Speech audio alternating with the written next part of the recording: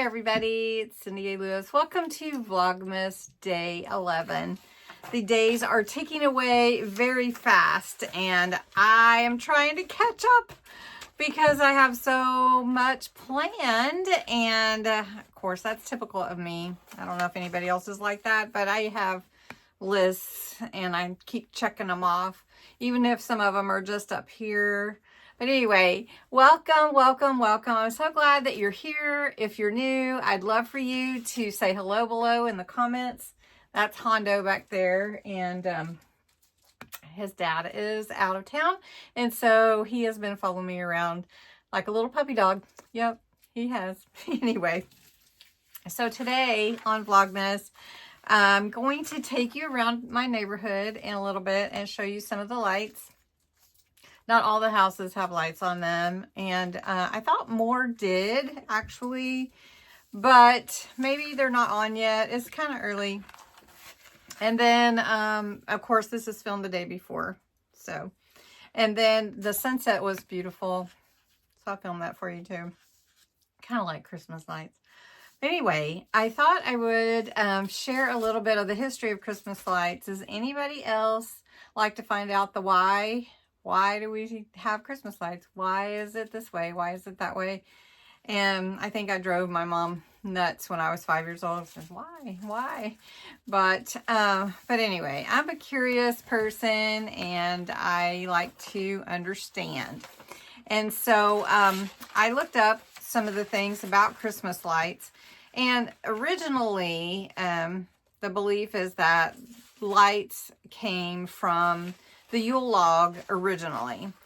Back in the times when they didn't have electricity, and probably suspect is Germany area, and that the Yule log was lit to bring light into the home because the days were so short in the winter. And so that would be like the beginning. And don't quote me because I read several things, but I thought this was interesting.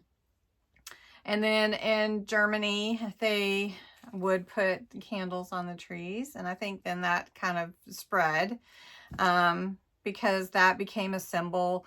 I think Martin Luther was quoted as sharing with children about the star and the lights guiding people to the Christ child.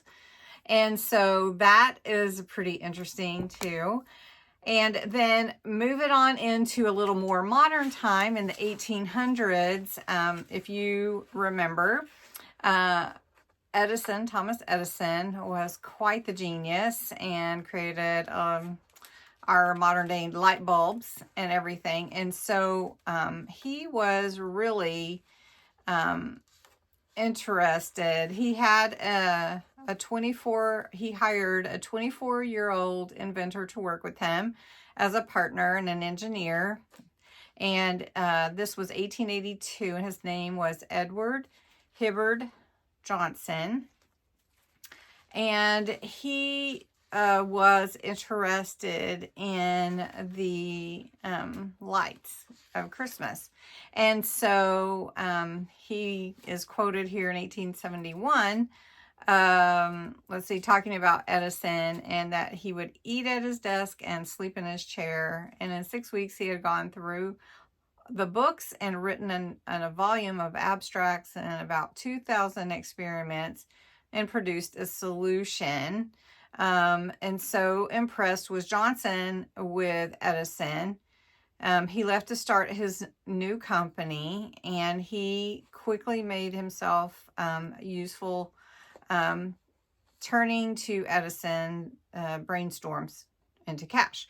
So in 1877, after Edison invented the phonograph, Johnson took the machine on tour and was charging crowds to drum up excitement. And when Edison patented the light bulb in 1880, its exact value was hard to gauge. Widespread electrification was still decades away. So Johnson and Edison and others invested $35,000 to form the Edison Lamp Company to sell light bulbs.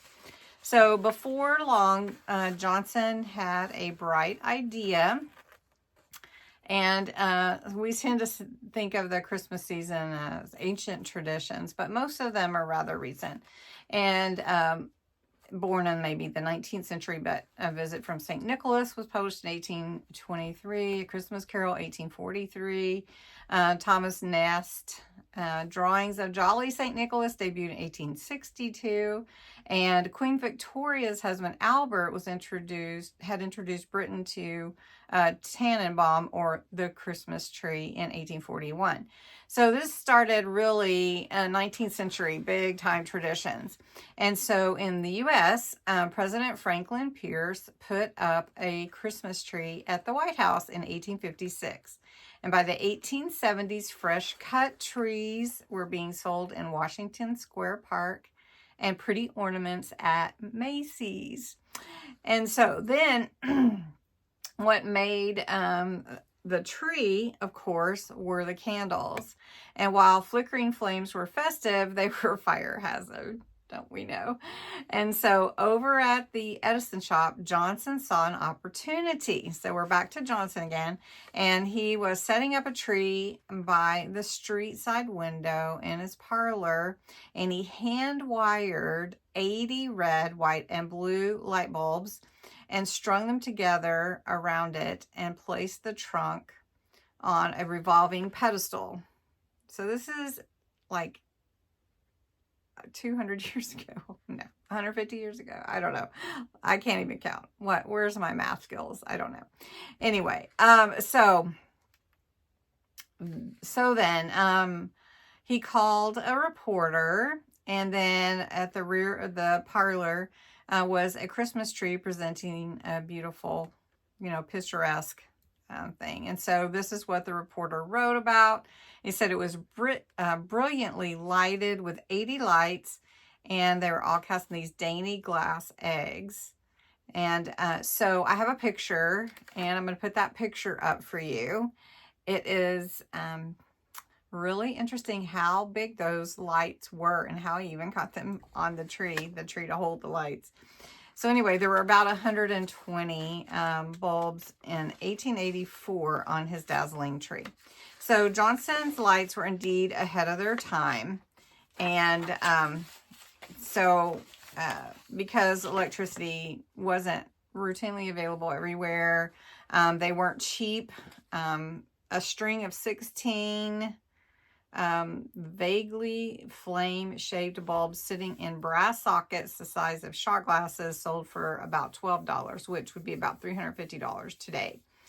And so in 1900, that was 1900. So in 1894, President Cleveland put electric lights on the White House tree, and by 1914, a 16-foot string cost about $1.75.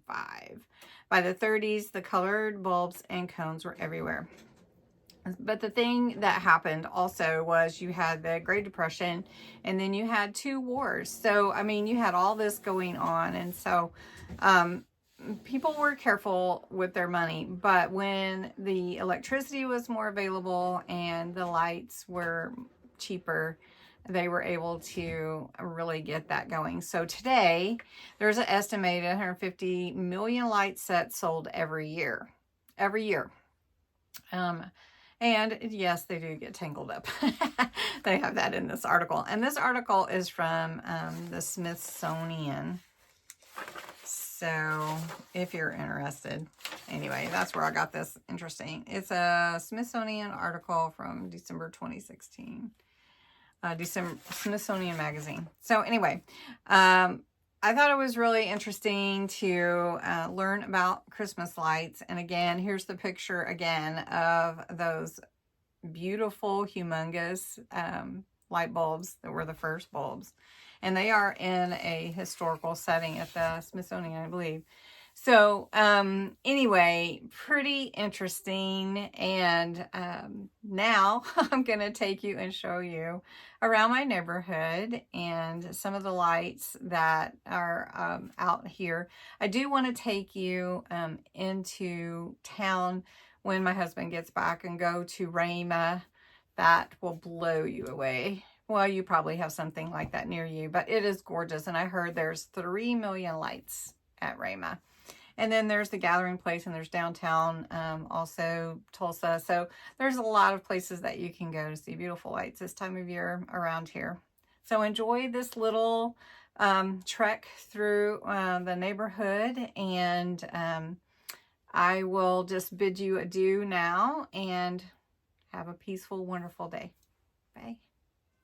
Okay, well, I'm taking you with me to look at lights in our neighborhood. So let me get in. These neighbors here always decorate for Christmas and for all the holidays, actually. This one Hondo can see from our backyard, and he always barks at their stuff. This is a really pretty house. Look at those trees in the front. How pretty is that? Red and white. Very, very pretty. This one is gorgeous. And it just takes your eye over there with beautiful LED lights and everything. It's so pretty. Now, here's some pretty white lights. So pretty in the tree in the window.